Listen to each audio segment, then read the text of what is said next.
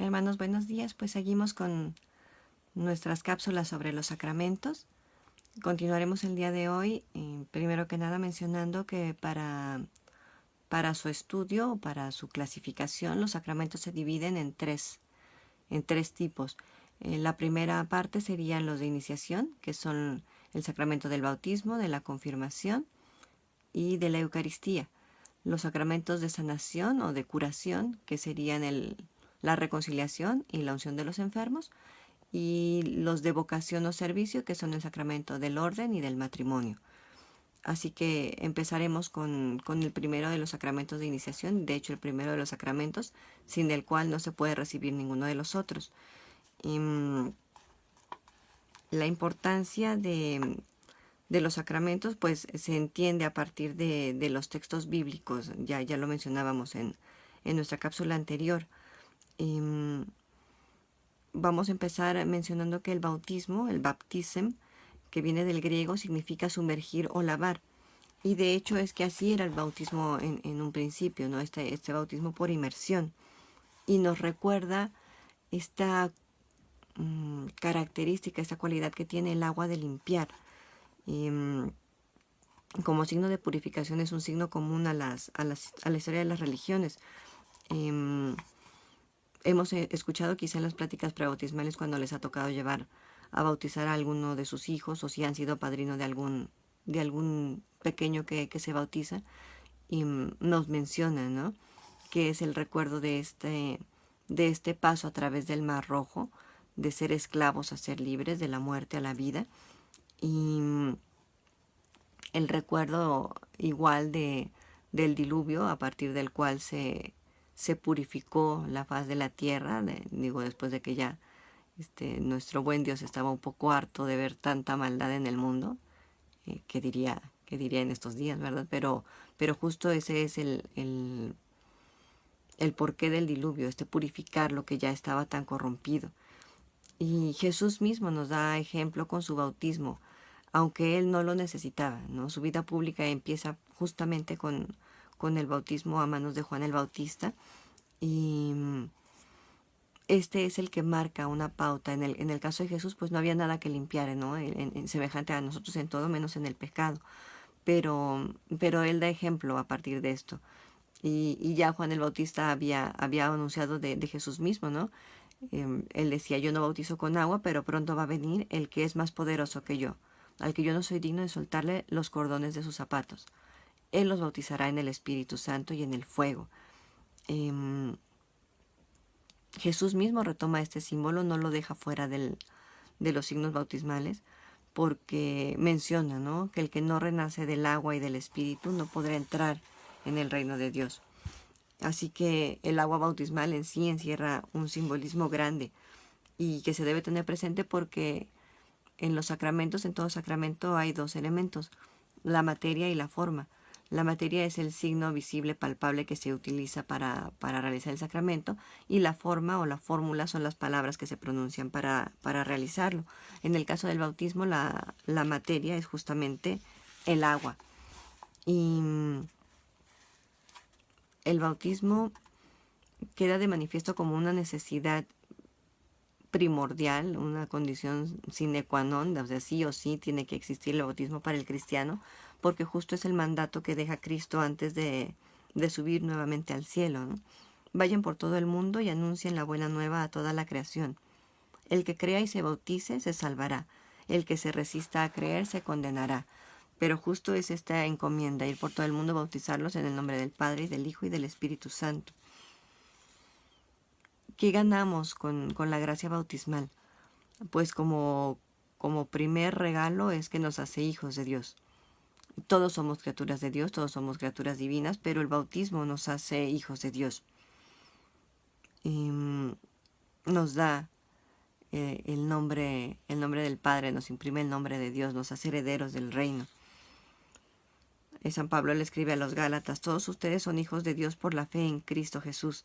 Todos ustedes fueron bautizados en Cristo y se revistieron de Cristo.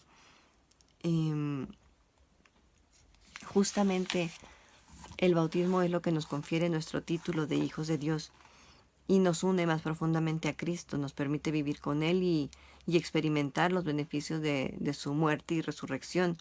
Jesús, Cristo, es la primicia de los resucitados, es el primero en vencer a la muerte, pero con Él todos tenemos la esperanza de la resurrección. Dice igual San Pablo a los romanos: con Cristo fue crucificado algo de nosotros, el hombre viejo, a fin de que fuera destruido lo que de nuestro cuerpo estaba esclavizado al pecado, y de esta manera nunca más seamos esclavos del pecado. Pues el que ha muerto ha quedado definitivamente libre del pecado. Por lo tanto, si hemos muerto con Cristo, creemos también que viviremos con Él. Justo es esta unión más profunda con Cristo, no es solo por encimita, ¿no? Es una unión de vida, es una unión vital. Es como si fuéramos injertados al mismo Jesús. Y de ahí pues todo brota, todo es vida.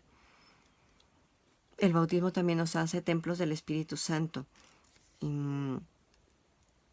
San Pablo, una vez más, en la primera carta a los Corintios, nos pregunta, ¿no? ¿No saben ustedes que son santuarios de Dios y que el Espíritu de Dios habita en ustedes? O más adelante en la misma carta: ¿no saben que su cuerpo es santuario del Espíritu Santo, que está en ustedes y han recibido de Dios y que no se pertenecen? O sea, finalmente, este recordatorio constante en que somos templos vivos, sagrarios de Dios. Y eso ya tendría que darnos una percepción totalmente distinta de esto que ahora se ha dado en llamar autoestima. Nuestra percepción de nuestra propia valía tendría que ser inconmensurable, infinita, incuestionable, por el simple hecho de que somos hijos de Dios, sagrarios de su mismo amor.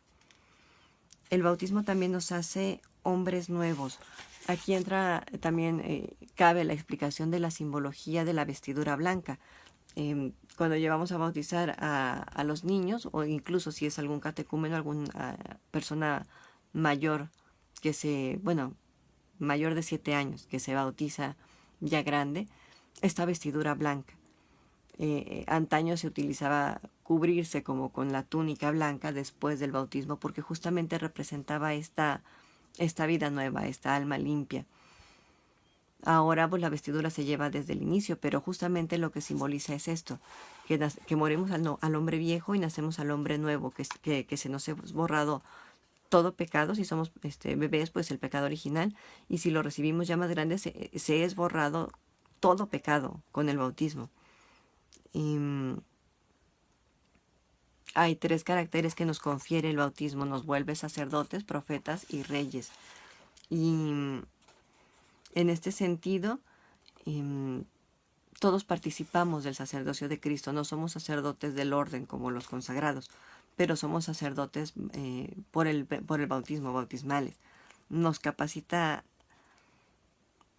para ofrendar, para ofrecer nuestra vida misma a Dios, para ofrecer este sacrificio. A este respecto, el concilio menciona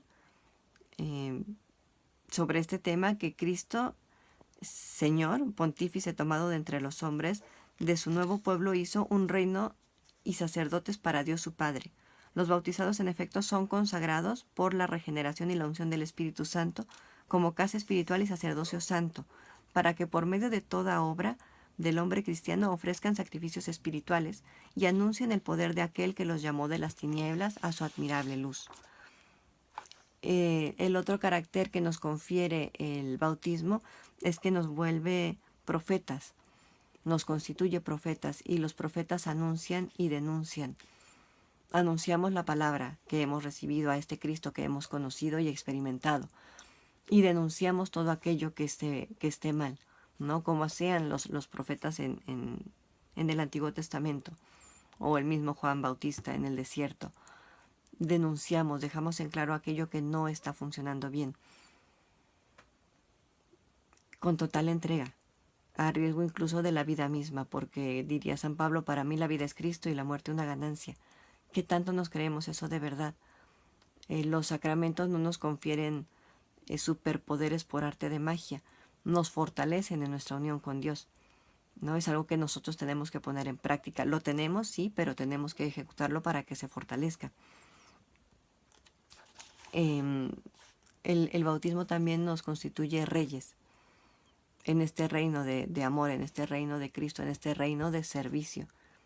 Él mismo puso el ejemplo como el servidor de todos. Quien quiera ser el primero, que sea el servidor de todos. Y todos estamos llamados a eso. Somos herederos de este reino. Somos reyes en el servicio. Estamos llamados a servir a los demás. Y ya no podemos olvidar esto. El bautismo tiene que ir más allá de una convención social o de una tradición o de una costumbre. Debemos tomar la conciencia plena de que nos une a Cristo y a su iglesia, de que nos fortalece, de que nos constituye templos del Espíritu Santo, de que nos da esos tres caracteres imborrables como sacerdotes, profetas y reyes, que nos limpia de toda culpa del pecado original y de cualquier pecado cometido hasta ese momento, pero que nos da una hoja en blanco en la que tenemos que escribir la construcción del reino. Y si hay alguna falla, pues tendremos que volver a lavar las vestiduras con este otro sacramento tan maravilloso y tan grande que es el de la reconciliación, que tocaremos en su momento. No terminaríamos en una cápsula de 10 minutos de hablar del bautismo. Solo quiero, si se pudieran quedar con algo, que sea con esto. El bautismo nos abre a la vida sacramental, nos une a Cristo, nos constituye hijos de Dios, sacerdotes, profetas y reyes, y nos da esta obligación de cristianos de ir por todo el mundo y predicar el Evangelio. Así que, hermanos, quienes ya tienen la gracia bautismal, no lo olviden. Recuerden su fecha de bautismo, quién los llevó, quién los apadrinó, y si sus padrinos ya no son figuras o no fueron figuras presentes en su vida, pidan por ellos también. Quizá fueron sus padrinos, tal vez no tanto de ellos para ustedes, pero tal vez sí de ustedes para ellos. Que nadie se pierda. Los santos todos coinciden en esta máxima, ¿no? Dame almas, Señor. ¿Y almas para qué? Para que se salven, para que nadie se pierda. Así que pues adelante, renovemos nuestras promesas bautismales. Acaba de pausar el tiempo pascual y eso es lo que solemos hacer en esa fecha, pero que sea ahora en conciencia. Recuerden su bautismo y todo aquello que les fue regalado a través de él, y cómo es la puerta para seguir recibiendo gracias a través de la vida sacramental. Muchas gracias, hermanos. Que Dios los bendiga y que hagamos de nuestra vida una oración y una ofrenda a Dios. Amén.